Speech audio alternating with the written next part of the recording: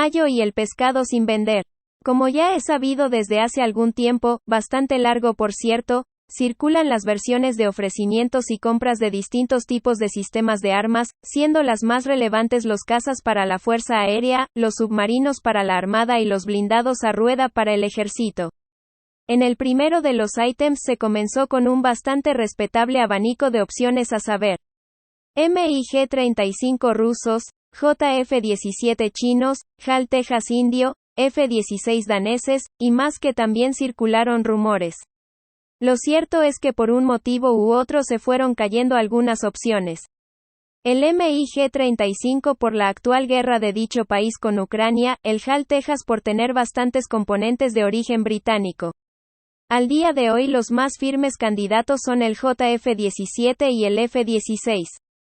Ofrecimientos vinieron varios, pero no hay ninguna novedad que nos haga suponer la firma de algún contrato al respecto. En cuanto a los submarinos, los ofrecimientos vinieron del bloque OTAN, franceses y alemanes, y algún rumor sobre los clase Tupi brasileños, pero como en el caso anterior no hay nada que nos haga ilusionar con avances en este tema. Por último están los blindados a rueda, contrato bastante menos oneroso que los anteriores y donde la balanza se podría volcar para el lado de los brasileños guaraní, aunque las últimas noticias desde Economía de poder disponer de yuanes para comerciar con China hace renacer la esperanza de Norinco.